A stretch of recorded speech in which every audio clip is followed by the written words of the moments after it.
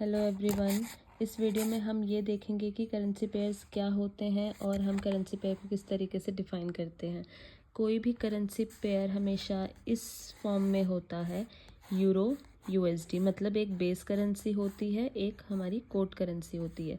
जो currency first number पे होती है वो हमारी बेस करेंसी होती है, जो हमारी सेकंड नंबर पे होती है वो कोड करेंसी होती है।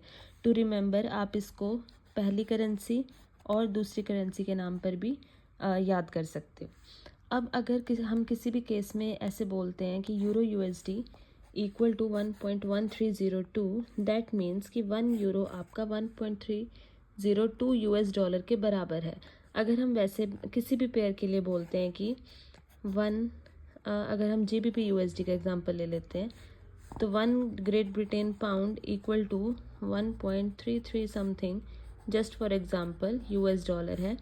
देन अगर इसको हम इस तरीके से लिख सकते हैं, GBP divided by US dollar equal to 1.33, that means ये हमारा करेंसी पेयर बन जाएगा, जीबीपी यूएसडी इक्वल टू 1.33। इसी तरीके से वेरियस जो करेंसी पेयर्स हैं वो फॉर्म होते हैं।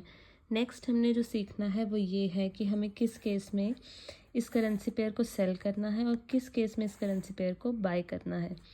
सेल हम किसी भी करेंसी पेयर को किस केस में करेंगे, अगर उसकी बेस करेंसी जिस तरीके से मूव करेगी। फॉर एग्जांपल, सेलिंग के केस में अगर बेस करेंसी यूरो वीक होती है, यूरो वीक होगा तो यूरो डाउन होगा, यूएस डॉलर ऑटोमेटिकली स्ट्रांग होगा।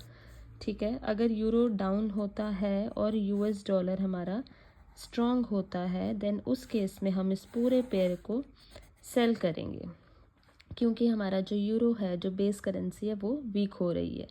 अगर यूरो की कोई न्यूज़ नहीं भी होती है, सिर्फ यूएस डॉलर की कोई न्यूज़ होती है और यूएस डॉलर पॉजिटिव होता है, देन ऑटोमेटिकली जो यूरो है वो डाउन चला जाएगा और हम इस पेयर को सेल की तरफ देखेंगे।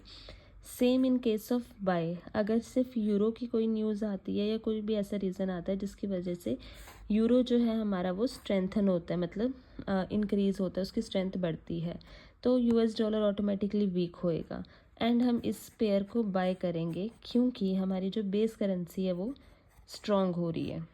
अगर हमारी किसी भी न्यूज़ में जो कोड करेंसी है वो वीक हो जाती है, जो बाय के केस में होगा, तो यूरो हमारा इस केस में ऑटोमेटिकली स्ट्रॉन्ग हो जाएगा और हम इस पूरे पेयर को बाय की तरफ देखेंगे।